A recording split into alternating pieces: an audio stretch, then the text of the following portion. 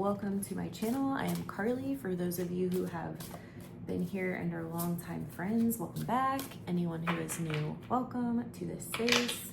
I am reading a message for whoever needs this, and these have been really helpful for me over the last couple of days. These don't always speak to me, but lately they've been great. And the vibe of this reading is for those moments where you are like, what in the fuck is going on? What is going on? What is in the air? What is happening? Because just weird shit is going on. Something weird is in the air. So we are gonna see what comes up. Remember that I am reading for a collective pool of people, not just one person. This is collective energy. So this entire reading may be for you, considering that my audience is so tiny. This could be just for you, or none of this is for you. Maybe this is for someone who you've talked to lately and everything that I'm saying may resonate for a friend. Please send this to them. Or maybe there is one sentence in here for you. No matter what it is, I am so happy that you're here, and let's see what comes up. So we have the Three of Pentacles and we have the Sun. I am reading from my Pulp Tarot deck. Three of Pentacles and the Sun, and Five of Pentacles. I have been loving the Sun card lately. The Sun is joy. It is just radiating goodness and light. It is not being afraid to be seen or be yourself, to take up space. It is confident. It is magnetic. It is just so feel good. And this card comes in the Fool's Journey when we have been through some shit, when we have been resilient, when we have shed something that no longer serves us, when we are aligned, when we have clarity and we can see big picture that things are happening for us, not to us. And it's this really lovely moment of clarity, which I feel like you deserve and you are in, and stop second guessing yourself. With Three of Pentacles and Five of Pentacles here, this is earth energy. It's a grounded energy. It's collaboration and also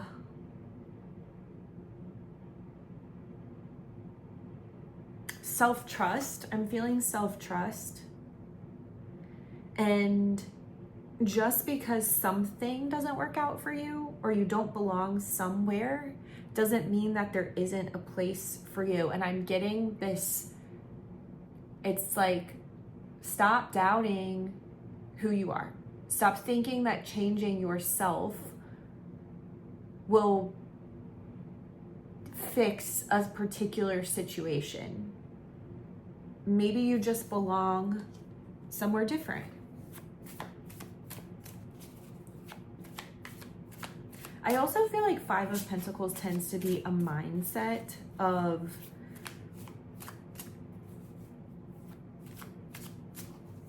not enough. Let's get clarity around the Five of Pentacles.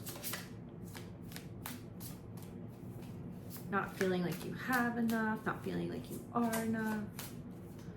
I feel like the Sun with these two cards is showing you both where you belong and where you don't belong anymore, and reconciling both. And I see the Three of Pentacles as this mental gymnastics, even though this isn't a mental card, this is an earth card of, it's like, I see this as scheduling and realizing where you might be wasting your time. The Tower. This card is coming up all the time lately. Letting something fall away. Choosing your path and being really confident in it. The Fool and the Tower is clearing, making way, so that you have space to move, where you can just be your fucking self. Seven of Swords. Let me tell you something. Tarot readers will say that the Seven of Swords isn't just about jealousy or dishonesty, but this card, when I first started reading the tarot, I heard what these tarot readers were saying, and I was like, all right, I'm not going to freak out about the Seven of Swords coming up in a reading. Every single time this card comes up in a reading, it's either about being dishonest with yourself, other people being dishonest with you, lies, sneakiness, like it is deceptive energy. Where do you feel that in your life? I feel for some of you, it's about holding on too tightly to something. I feel like it might be maybe someone whispering to you something about yourself that isn't true, and you're really wanting so badly to separate yourself from what you're hearing and what you're receiving, but your entanglement with this individual or this group that is telling you something about yourself that isn't true, in order to accept this narrative as false, you also have to separate yourself from whatever this person or community is. And the Seven of Swords is validating that something isn't real, something isn't true.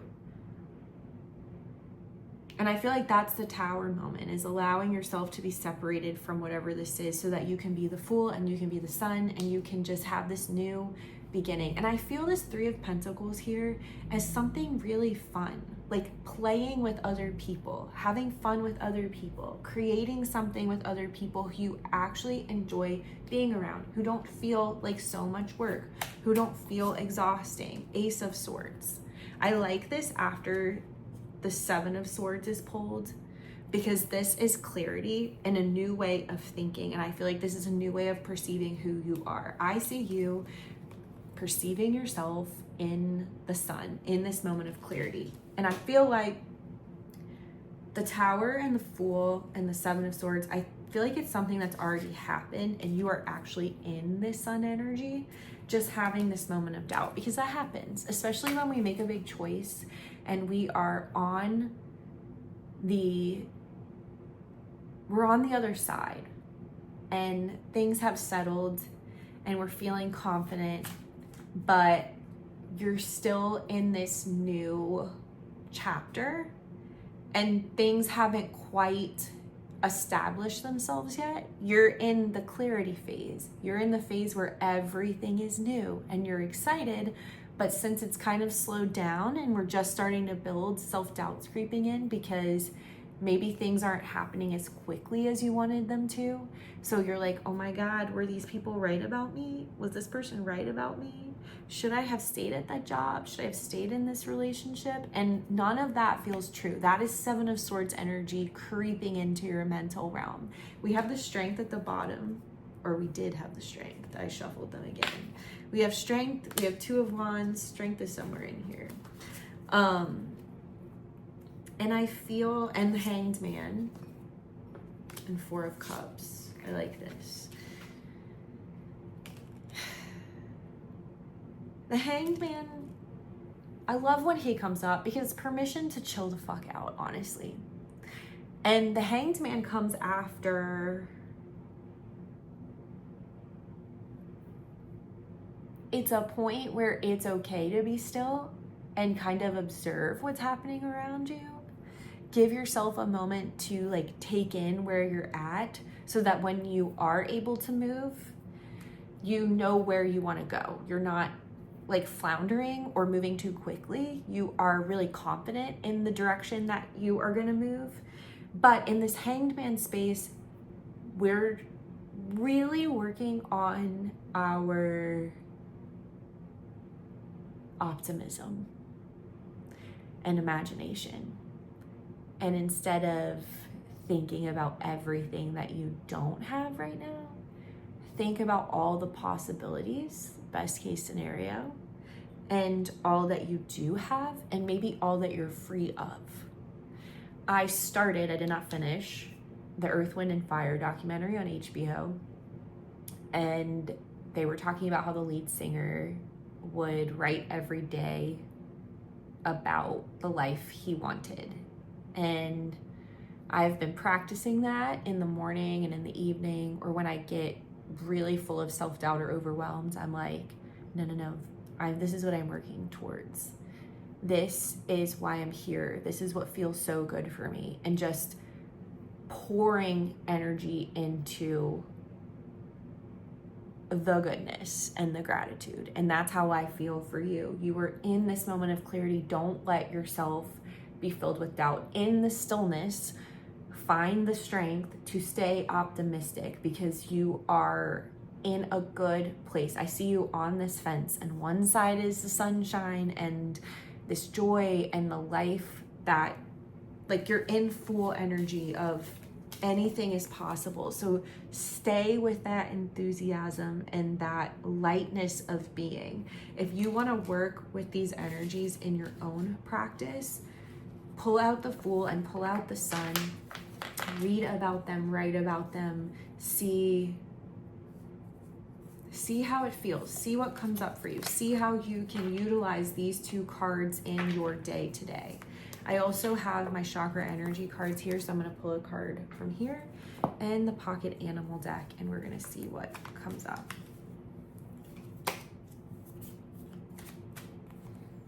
The 6th chakra.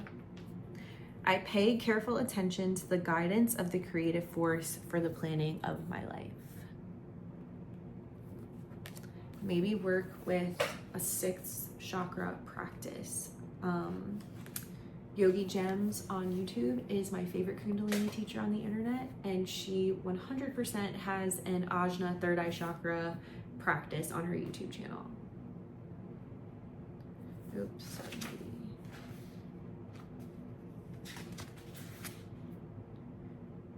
The principle behind the chakra affirmation is the same one as for any kind of oracle work.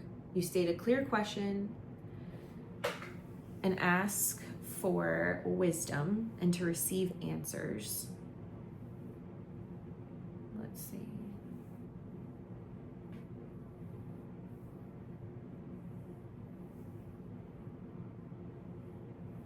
Shamans and other people with a highly developed spirituality and alert sense have taken and are taking this practice further. If they are concerned about a question that can't be solved by normal means, they are very attentive to the many little meaningful coincidences in their everyday lives. This is how they receive direct information from their higher selves.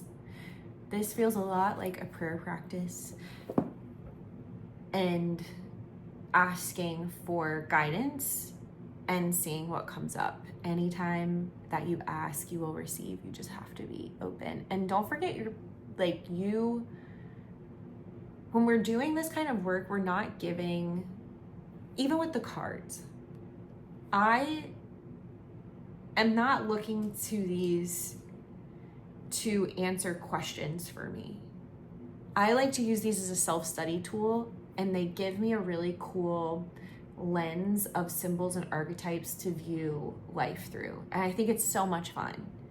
But when I find myself freaking out and like shuffling the cards and I'm like, tell me this, I immediately stop, because that is not the point. And that's when I become devout in prayer. And I just spend time in prayer. I spend time in quiet. I spend time in stillness. I spend time writing. I spend time talking to God, because as much as I love these tools and I feel like they can be a tool for spirituality, they are not the end all be all. So if that is what you're using your tools for, that's your business, not mine. But I just like these as a tool for self-study and to give me food for thought and a cool lens to perceive life through. So if this is speaking to you, and if you're feeling a little lost and want guidance, stop looking outside of yourself and connect with some kind of prayer or spiritual practice that connects you to the wisdom of the divine. And let's pick an animal card.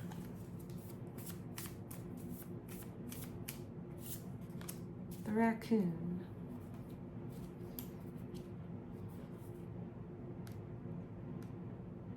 I don't know if I've ever pulled this one. Raccoon energy is at play within all artists to greater or lesser degrees. At best, it indicates talent, tenacity, and skillfulness with a particular musical instrument or creative tool. Its shadow side points to an unresolved issue around self-image and success. Sometimes using a stage name or wearing a mask works in the artist's favor. Other times it limits creativity. Am I who my audience thinks I am? What if I'm ready to grow into something more? Raccoon energy won't let us off the hook until this creative ego fear is resolved. How does this speak to you? Love you guys. Peace out.